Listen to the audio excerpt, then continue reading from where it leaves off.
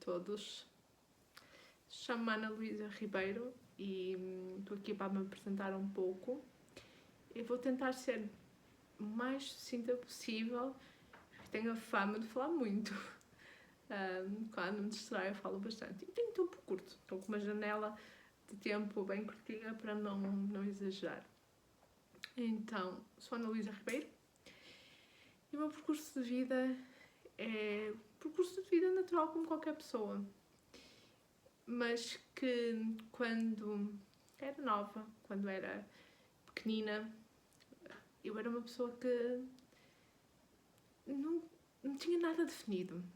Nunca fui aquela criança que dizia: eu quando crescer quero ser isto, quando crescer quero ser aquilo, ou tinha algo muito bem estruturado na minha cabeça. E quando eu digo quando era pequenina, isso estendeu-se por muitos anos.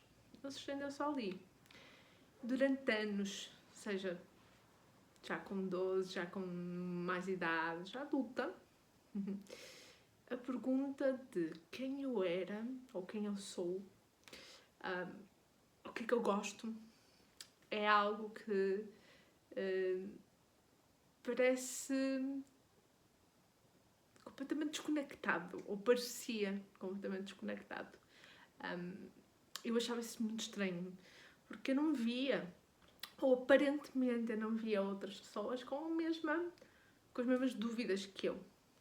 Penso que à minha volta as pessoas tinham sempre muita certeza, ou então aparentavam ter muita certeza do que é que gostavam, o que é que queriam fazer, o que é que fazia parte do que elas eram, do que elas são. E eu ficava muito perdida, assim, muito perdida mesmo. E eu achava sempre que estava alguma coisa errada, tinha de estar alguma coisa errada. E uma espécie de uma não definição muito bem do que é que eu gostava, o que é que eu queria fazer na vida. E ao mesmo tempo havia uma certeza muito racional, porque eu sempre tentei tomar decisões de forma muito racional e de certa forma eu sempre achei que eu era muito racional e portanto todas as minhas decisões elas eram exclusivamente racionais, embora eu percebesse o impacto do emocional.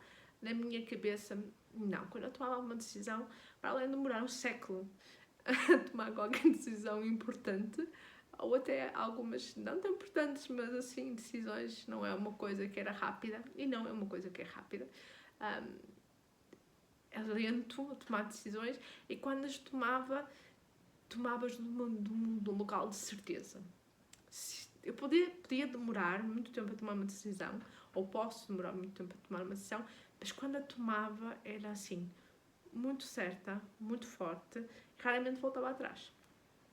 E na minha cabeça isso fazia sentido, que eu era uma pessoa super mega decidida, super mega, assim, com uma mente muito forte, com uma certeza muito grande das coisas, porque era muito difícil de mover-me numa ideia qualquer que eu metesse na cabeça. Queria fazer, ok? Demorei uns anos a perceber que a quantidade de ideias que me apareciam na cabeça e que me aparecem na cabeça, face àquelas que efetivamente saem para fora, que existem, que são reais e que são postas em práticas, é uma diferença abismal. Portanto, eu demoro muito tempo a tomar uma decisão, ou demorava muito tempo a tomar uma decisão. Era algo que eu achava que era puramente racional e que, portanto, tinha uma personalidade, digamos, uma mistura entre uma personalidade forte com, ao mesmo tempo, uma personalidade muito indefinida.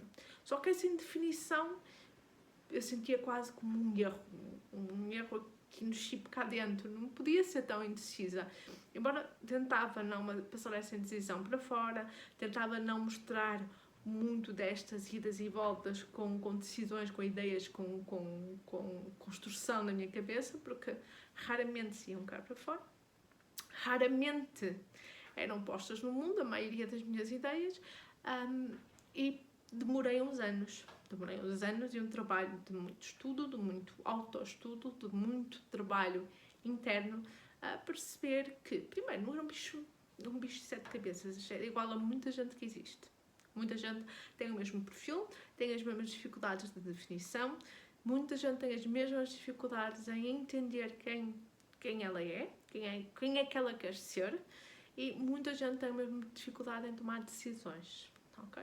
Portanto, primeiro, sou um bicho de 7 cabeças. Segundo, a percepção de que chegou um ponto em que eu disse assim, mas então qual é a minha voz? Onde é que está a voz da Ana Luísa Ribeiro? Onde é que está a minha voz? A voz que mostra as minhas ideias, a voz que mostra as coisas que eu quero fazer. Onde é que está essa voz? Se a maioria das ideias, se a maioria das opiniões, se a maioria das coisas que eu pensava, elas eram guardadas para mim, ou porque eu desvalorizava a minha opinião face à dos outros, isso também muitas vezes, ou porque simplesmente tinha dificuldade em trazer a minha opinião, porque não achava válida, síndrome de impostora, 20 mil e uma coisas, que as ideias não vinham para fora. Então demorei muitos anos a entender que, por causa disso, a ideia que existia na minha cabeça de quem eu era muito indefinida. Mas que se calhar, lá fora, as pessoas não me entendiam assim tanto como indefinida, porque as vezes que eu me apresentava, às vezes que eu fazia qualquer coisa, parecia muito essa definição de decisões bem marcadas, leva a tua para a frente, faz as coisas como está na tua cabeça. Parecia que havia ali sim, havia uma janela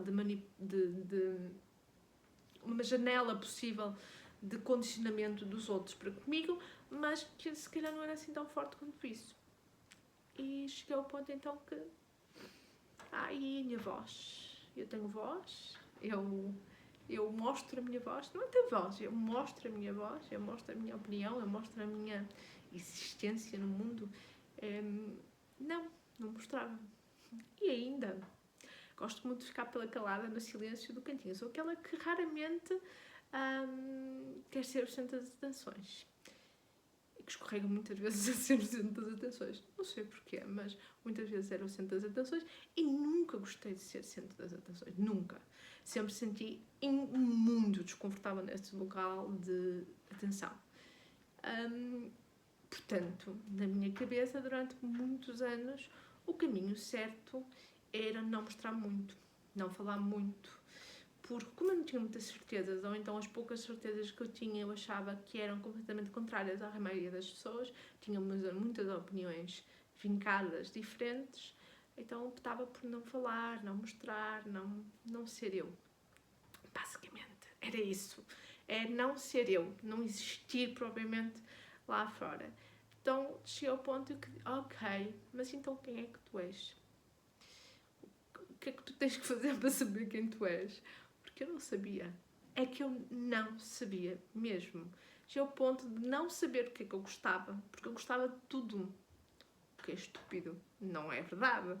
Mas eu não tinha um tipo de música preferida. Eu ouvia qualquer coisa. E a verdade é que eu ouço muita coisa diferente. Sou capaz de ouvir música clássica e ouvir metal. Portanto, tinha um grande leque de coisas que eu gostava. Eu, por ter um grande leque na minha cabeça, fazia sentido que eu gostava de tudo. Portanto, eu não tinha as coisas específicas. Então, quando eu dizia o que é que tu gostavas, quais são as coisas que a Ana Luísa gosta, quais são as coisas que a Ana Luísa quer fazer, eu não sei muito bem para onde me virar, porque eu não tinha essas respostas. Eu demorei bastante tempo para ter essas respostas. Então, eu tive que ir fazer um caminho interno de uma procura gigante cá dentro. De qual era esse caminho, de quem era essa pessoa, mais importante, quem é que eu queria ser, dentro desse percurso, quem é que eu queria ser, não só quem eu era, mas também quem eu queria ser. E, portanto, foi esse caminho, e é esse caminho que eu tenho vindo a fazer, e é esse caminho que eu também quero aqui mostrar, porque eu entendi que eu não era um bicho estranho, havia muita gente igual a mim. Então, estou por aqui, na busca de descobrir a minha voz e de deixar a minha voz seguir.